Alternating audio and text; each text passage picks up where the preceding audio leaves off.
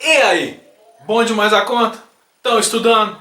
A gente viu aí algumas patologias de alguns sistemas e agora a gente vai dar sequência a esse conhecimento aí na clínica médica. Claro que falando um pouquinho mais sobre algumas alterações que acontecem no sistema músculo-esquelético.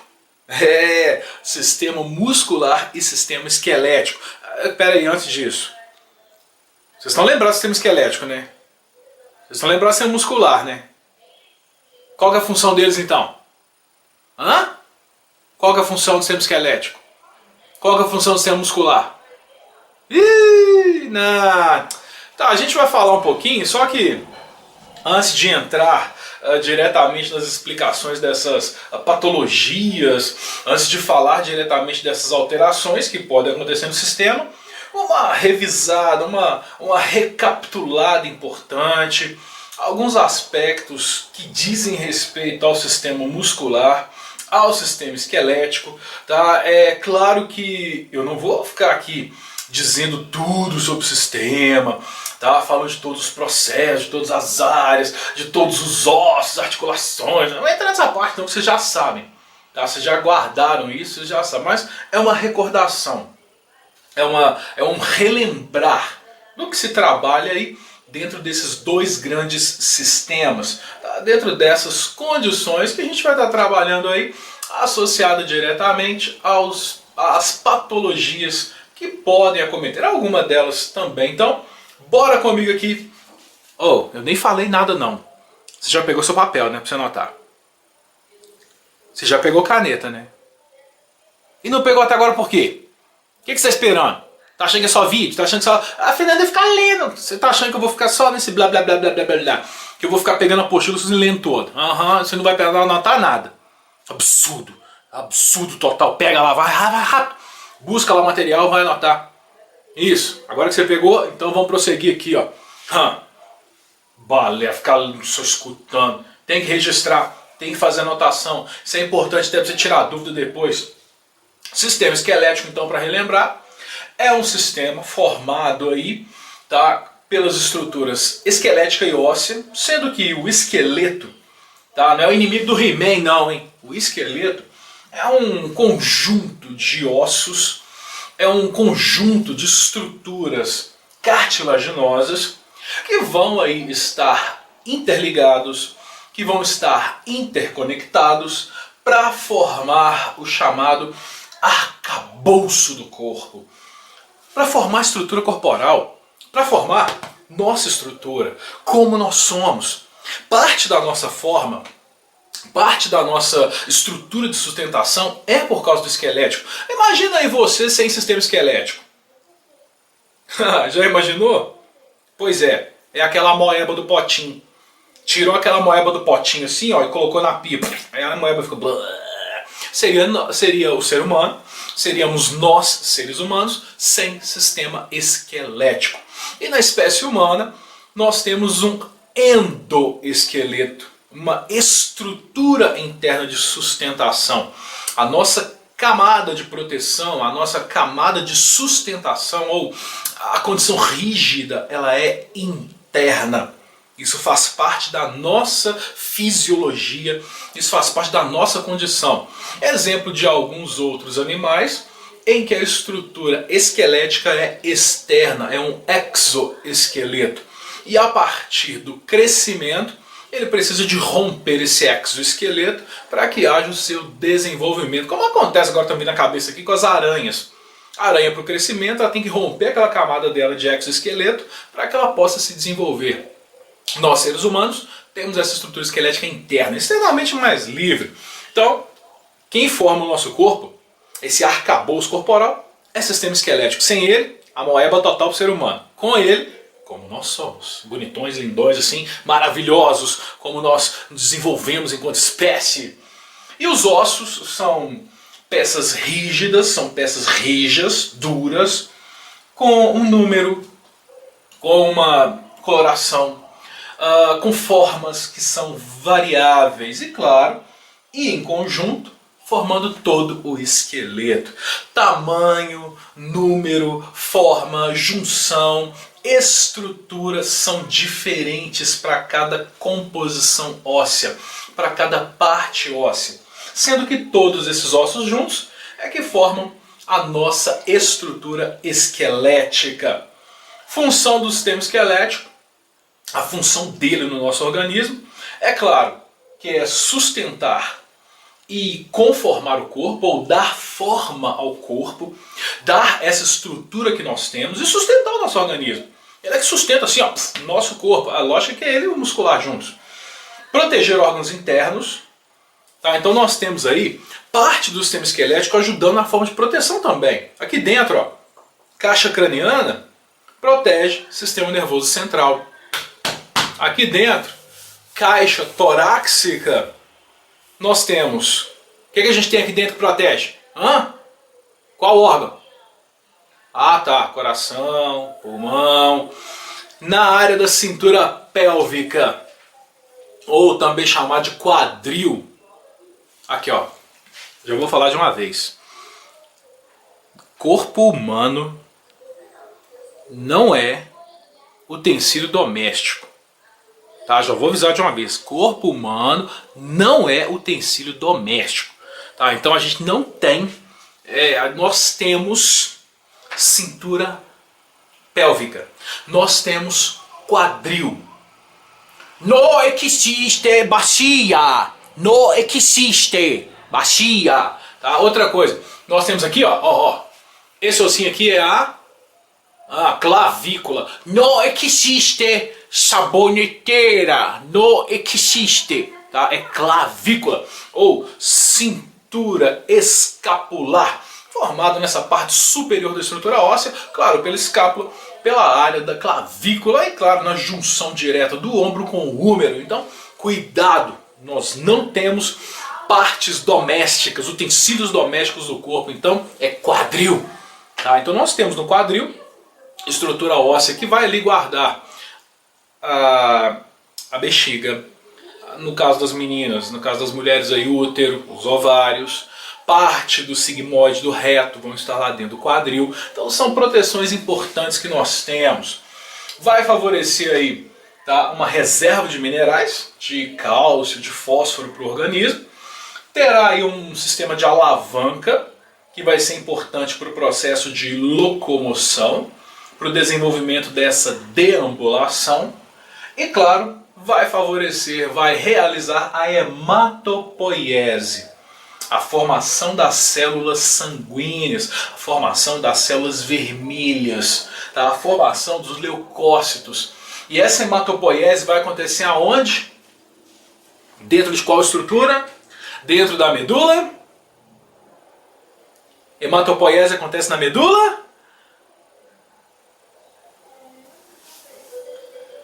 Eu estou triste, estou decepcionado, não acredito que vocês falaram comigo medula espinhal, não acredito, porque hematopoiese acontece dentro da medula óssea. E onde está localizada a medula óssea? Obviamente, como diria, óbvio, tá? A medula óssea está localizada dentro dos ossos. Ossos longos, ossos chatos, ossos importantes. Nós temos produção de células vermelhas em medula óssea, fêmur, quadril, o próprio externo, que são estruturas ósseas que vão produzir essas células. Então é medula óssea. Se você falar medula espinhal para fazer hematopoiese, tá? Se você falar que é medula espinhal, você vai ter eu saio da quarentena, cuidado, tá? Cautela, porque não existe produção de célula vermelha dentro da medula espinhal. Aí por falar nisso, medula espinhal fica dentro de onde? Ah tá, melhor, dentro de um tubo formado pela justa posição, formado pela posição das vértebras, da coluna vertebral. A sobreposição das vértebras forma um tubo entre elas, que é por onde vai passar a medula espinhal. Porque medula óssea está presente no osso. Tá? Está dentro dos ossos. Então, lá é que vai ser feito a produção de células sanguíneas. É lá nessa estrutura óssea interna que nós teremos aí produção de células sanguíneas no nosso organismo. Junto a esse sistema ósseo, nós temos as articulações. As articulações é que proporcionam o nosso processo de movimento e são as articulações que possibilitam o deslocamento da estrutura óssea. Os ossos do esqueleto vão estar ligados, seja por uma ligação fixa, aí considera como uma articulação fibrosa, cartilagínea, cartilaginosa, tá? Uma articulação fixa, uma ligação entre os ossos fixos, tá? Não vai ter movimentação. Ou pode ser uma ligação móvel. Aí são chamadas de articulações sinoviais. As articulações fibrosas, essas articulações fixas, também chamadas de cartilagíneas, não têm mobilidade, são fixas, são fibrosas, ou a mobilidade é pouquíssima se houver, e a conexão entre os ossos vai ser feita por um tecido conjuntivo, como por exemplo os ossos do crânio. Nós temos aqui vários ossinhos do crânio, tá, que são suturados, tá, que vão ser unidos posteriormente. Quando a gente está ao nascimento lá, é tudo solto. Aí depois que ele vai calcificando, é que essa estrutura craniana ela vai se solidificando. Essas articulações vão fechando. Ah, mas por quê? Ô, galerinha, imagina só se nossa caixa craniana já fosse sólida ao nascimento. Como que o sistema nervoso, como que o encéfalo aqui ia desenvolver? E outra, como é que o moleque ia passar no canal de parto? Ah, pois é, então nossas estruturas cranianas elas são móveis justamente para favorecer o nosso processo de existência e vida. Ligação de rádio e ulna, tá, aqui na área do punho. E claro, cartilaginoso, como acontece na sínfise púbica, por exemplo. Então lá na sínfise púbica tem um anelzinho de cartilagem entre a estrutura, tá, na parte óssea. Nós temos outra estrutura cartilaginosa, que a movimentação é pouca, ela é restrita, aqui ó, no externo e nos arcos costais. A junção das costelas com o externo, nessa estrutura central, é uma estrutura cartilaginosa, que permite uma certa mobilidade, mas muito restrita. Permite um certo movimento muito restrito. Imagina, se a gente não tivesse essa articulação, ia expandir o tórax para favorecer a respiração? Ia ter esse movimento? Ia ser muito difícil. Imagina uma manobra de ressuscitação cardiopulmonar.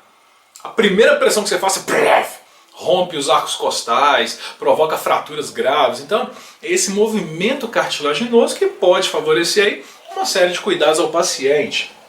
Agora, as articulações elas podem ser sinoviais, que vão proporcionar aí uma mobilidade maior ou menor aos ossos. Como a gente tem aqui, ó, a articulação sinovial, tá, que vai proporcionar movimento da estrutura óssea.